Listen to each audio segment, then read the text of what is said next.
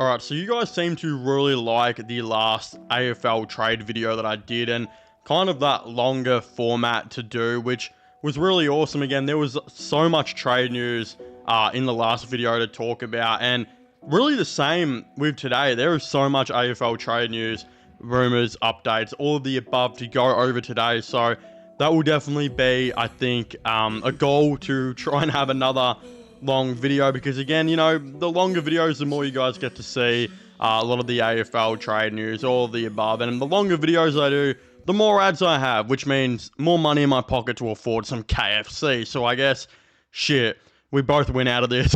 Obviously, all jokes aside, the AFL trade news continues to keep coming out. Again, one report which recently just came out does say that Stephen May is more than likely gone from Melbourne. Again, we've been hearing a ton of different trade news to do with a couple of the Melbourne defenders. Again, in the last video, I actually talked about Jake Lever and him being linked to North Melbourne. Again, North are reportedly pursuing him very hard, so definitely go check out the last video if you'd like to hear more on that.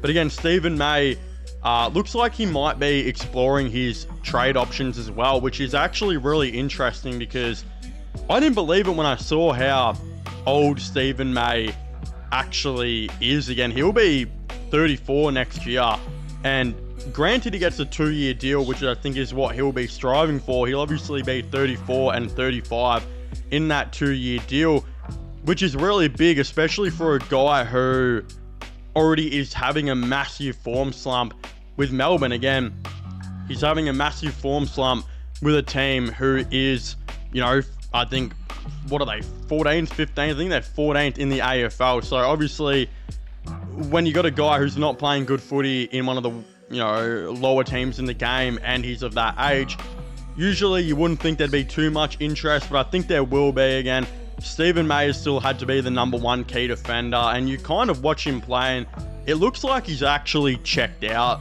a little bit, especially with Melbourne. He does look very checked out. Again, I think there will be a couple teams that I would say will be looking at Stephen May here. Again, one of those teams I actually do think would happen to be Collingwood. I think that Collingwood are very much going to be looking for like that lockdown kind of guy, and I think if Stephen May was to go to Collingwood and all he had to do was play like that lockdown role, and he can let, you know, Darcy Moore and a couple of the other defenders they have do their thing, and probably Jack Silvani, which, you know, I'll talk about a little bit later on the video. If he lets them kind of do their thing, I think he'd actually be a really good lockdown defender if that's all he had to focus on. Again, out in Melbourne, he's got a lot of pressure, a lot of different roles that he's trying to do, and it is pretty hard for a 33-year-old guy to, of course, accomplish that. Again, I do think, as I just said, Collingwood will, I think, be the main team that will look to try and get him. I definitely feel like the Bulldogs and North are going to look at him as well, but I do feel like those two teams will be a little bit less interested. Again, I do actually wonder if St Kilda are going to be another team who decides to look at Stephen May as maybe a cheap option to go down, you know, and place them back there as well. Again, I'm not exactly too sure about those teams. I just think that Collingwood will by far be the main one. There will be a couple other teams that will for sure ask the question and definitely look, but I actually just think that Stephen May would really fit what Collingwood are trying to do. And I mean, they're no scare on getting players who are a little bit older. I mean, they've been doing it for years now, and it really hasn't hurt them. So I feel like if they could squeeze whatever juice is left out of Stephen May and bring him in, that would definitely be a very good option and something I could for sure see happening. Another move which is reportedly progressing does actually happen to be the situation with Brisbane, and then maybe losing another player with Brendan Starvich actually getting a lot of interest from West Coast, where they're currently being said that my understanding is he has narrowed his call between West Coast and Brisbane. The Eagles are discussing the hope of an exemption to land a free agent without diluting their Oscar Allen compensation pick. Again, that is all being reported by Cal Toomey. As we know, it has been reported for like a month now that Brisbane have been extremely interested in Oscar Allen and Sam Draper. I mean, the reality is that they're interested in both of these guys, and Oscar Allen's supposed to be on over $1 million a year. He does just request a trade, or tells West Coast he will be going to Brisbane. Again, Draper will be on a fair bit of money as well. People were definitely starting to ask the question on how is Brisbane actually affording these players, and it looks like the truth is that they might have to bite the bullet on one or two key members. Again, Cal Archie's had a lot of interest. Adelaide were just interested in him. As some of you guys know, Brendan Starvich is another guy now who's gotten a ton of interest from a bunch of different teams. Again, West Coast will have a ton of money to offer a guy like Brandon Starcevich. They absolutely need a rock down there, and I could see him for sure exploring this option and maybe becoming an Eagle. And I definitely feel like this is where the AFL might meet in the middle with West Coast, because West Coast have actually requested now to not have their compensation pick taken away with them if they sign Starcevich, and two, they've also requested for more picks, which I've been vocal on the channel before. I think it's quite embarrassing. I don't believe you can be one of the biggest teams in the AFL and ask for a care package. I mean, I think West Coast fans actually agree too. Like, the reason North have had care packages are because they have struggled so badly to sign anyone. I mean, not many players want to go to North, and that's just been the reality. But West Coast have always been able to get players. Even last off-season got Liam Baker, Jack Graham, and Matt Owies, who, even though Matt Owies hasn't really done anything, all three of them were really quality players last year. It's like, yeah, I don't think West Coast should be given that. So I think the AFL might compromise here and say, look, we'll continue to give you pick 2, a part of that Oscar Allen compensation pick, and then you can sign Starcevich without losing that pick 2. But we're not going to give you any other picks. Again, that's what I think the AFL should do, and this would be a great signing for them. If they were able to bring in Brandon Starcevich, go out and trade for a couple players like Alex Davies, which they've been really, really interested in, maybe even a Sam Butler, who they've been really interested in, as well as having pick 1 and 2 and bringing back Jake Waterman and Elliot Yeo hopefully next year. Again, things could definitely start to look up for West Coast, and they might be like way better than what they were this year. So could be big for West Coast. I think Starcevich would be the perfect fit for them, and yeah, if they offer him enough money, I could see him leaving Brisbane.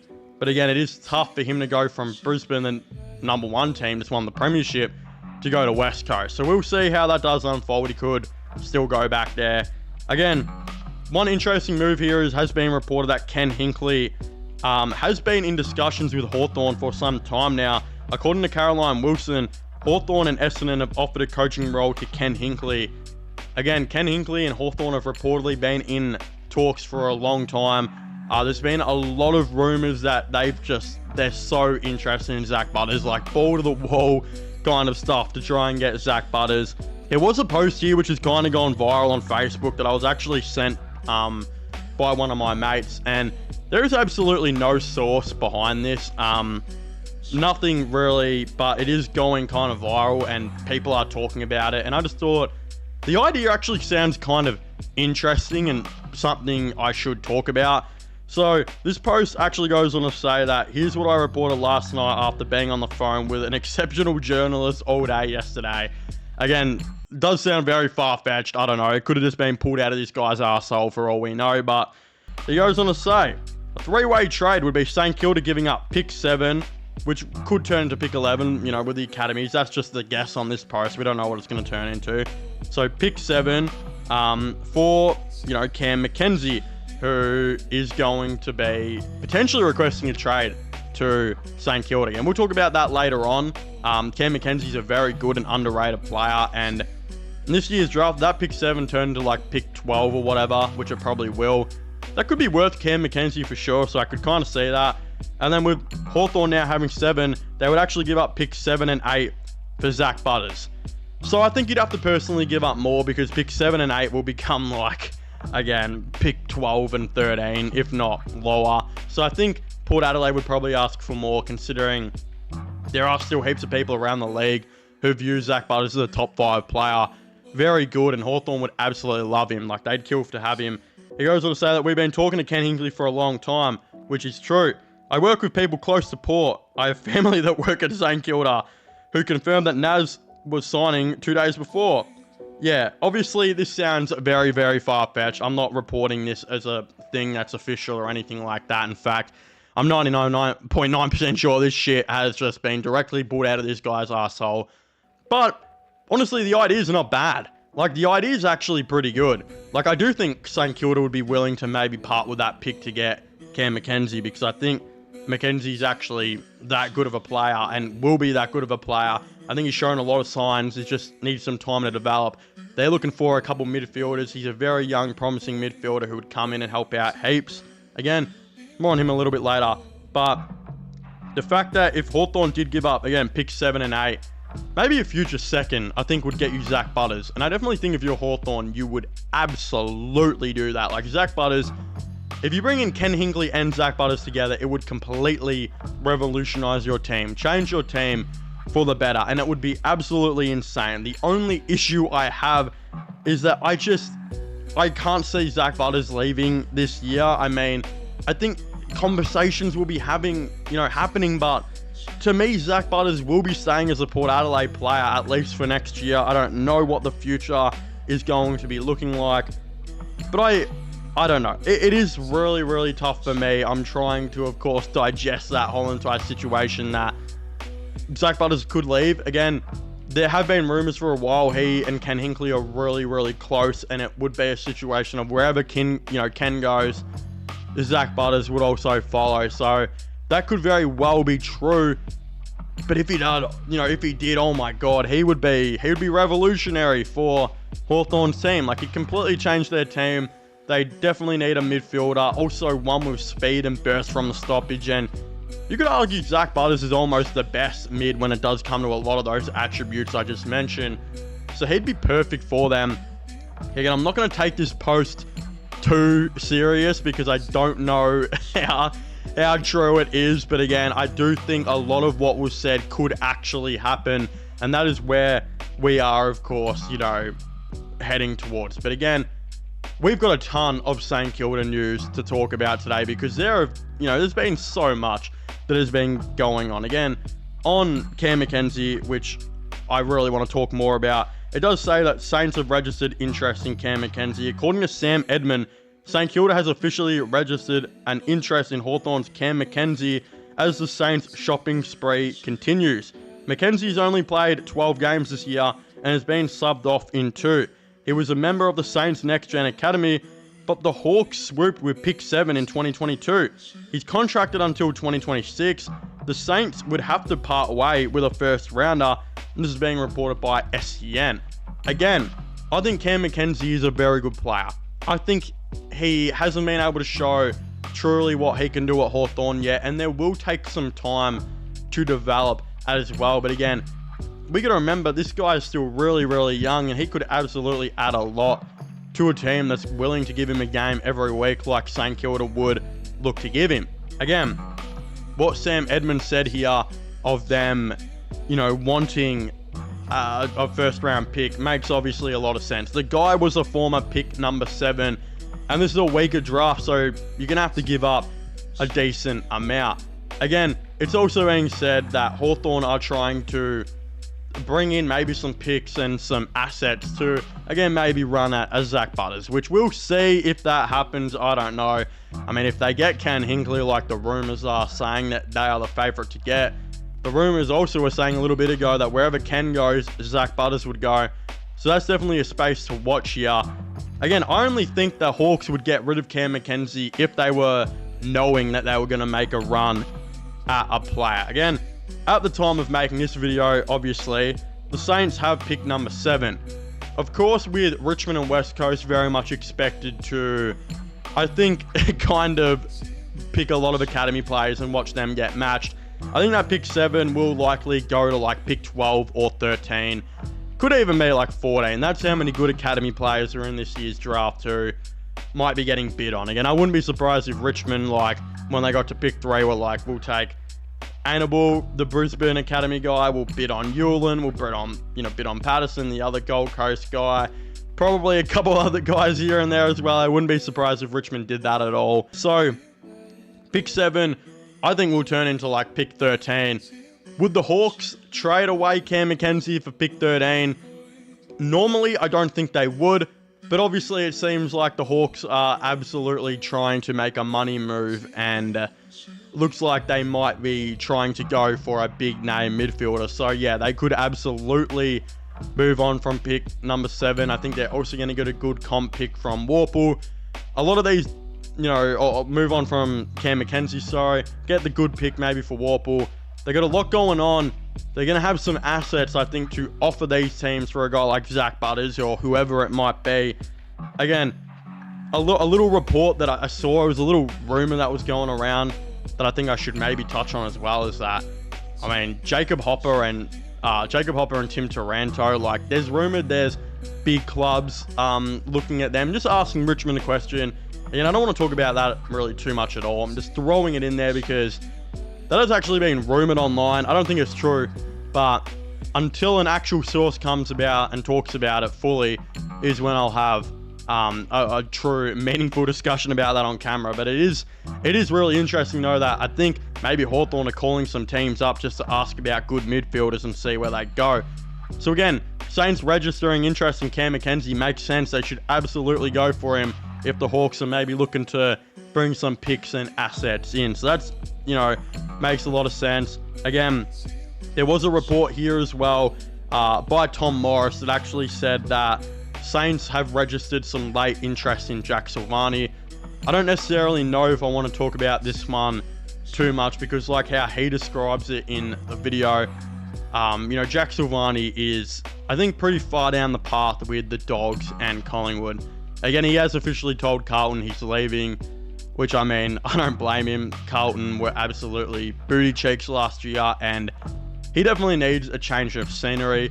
So I wouldn't even be surprised by the time making this video if he has nominated Collingwood or the Dogs. So I won't talk about it too much, but I think, yeah, I'm assuming my money's going to be based that he's going to be interested in going to Collingwood, and I wouldn't be surprised if by the time this video comes out, that was official.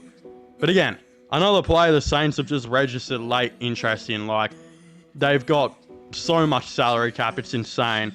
It is being said that the Saints are spreading the word that they will acquire Flanders after making contact with Gold Coast about a trade in the middle of the year. Sam Edmund on Sam Flanders. That is insane. Like, that has come out of nowhere. We knew that Flanders was getting interest from other teams in the middle of the year. Again, it was being said that Richmond were a massive team interested in Sam Flanders. Like, I spoke about that on the channel before as well. But I don't know how this happens. Like, I think, assuming we're saying that, Max King is on about 900k, right? That means they've got a lot of money to spend. Like, to put it into perspective, Melbourne are paying like 4 players over $1 million, and Stephen May and Lever are like on close to $1 million. Melbourne are paying Pickett, who's supposed to be on like 1.3 starting soon. Petrarca's supposed to be on 1.4, I think, next season. Oliver will be on like 1.2. Gawn's on like 1.1. They're paying a lot of players, right? So that's the kind of comparison. If you look at that to St Kilda we're only paying Max King on 900k. But now it's different. Like, Messiah Wanganeen-Miller is on $2 million from next year. That's insane. Then Tom De Koning, it has been pretty much confirmed now that the deal will be $1.8 million for the first couple years. Again, 1.8 and 2 million is much more than Melbourne paying Petrarca like 1.4 and Pickett 1.3. Like, that is a big difference. Again, I'm still assuming they've probably got enough in the tank for a guy, to make like $1 million, and enough in the tank for another guy to make like 800. But I don't know, especially with Flanders. Like, Flanders is supposed to be on pretty good money, like 750, 800 maybe. They're going to offer him more, and I would assume it'd be like a ballpark deal of 900. I'd assume maybe 900k a year. If they did that, and they're still looking at Lake Alir, who's going to be like 700k. Liam Ryan has requested a trade. I don't know if it's going to be St Kilda, but if it is, that's another one. They're paying so many guys here, and Sam Flanders, to me, I wouldn't think he'd be cheap. Like, I don't think he'd have to be a first this year, because Gold Coast have so many academy guys. You might be able to get away with parting ways with a second round pick, a third round pick, and a fourth round pick this year for them to match. But the issue is what they'd have to give up next year. Like in this year's draft, St Kilda's second round pick will probably end up being like 40. Their third and fourth will end up being like 60 and 80, something crazy. So, yes, those picks would theoretically help with them matching their academy guys, but you're definitely not going to be able to get Sam Flanders for like roughly pick 40, 60, and 80. No freaking way. So you'd have to probably give up a future first. And I just think it is a lot. That is 4 picks for one player, but that's just what you're going to have to part ways with, because, I mean, like 40, 60, and 80 are just terrible. And that's all you're going to have to be able to offer up other than your first this year. And Gold Coast aren't going to want their first this year, because obviously they would lose that with matching the players, you know, that they're going to have to match probably in the top 5 or 6 picks in Zeke Ewell, and I think it's Dylan Patterson's the other guy. So they're going to be wanting first next year. So 4 picks for one player, even though they're not very good picks, don't get me wrong, that is still, when you say it out loud, it's kind of a lot, but that's what you're going to have to do, or you're not going to be able to get Sam Flanders. Again, I don't think you'd worry too much about giving away a future first. Like, theoretically, if you bring in De Koning, Flanders, Aaliyah, maybe Liam Ryan, and Cam McKenzie, so those 5 guys, I mean, theoretically, you should be contending for the 8 easily. Like, your midfield should completely revolutionise having De Koning, Flanders, and McKenzie in there, with now Messiah Wanganeen Miller, who's played like the second half of the year in there. Should be a way different midfield.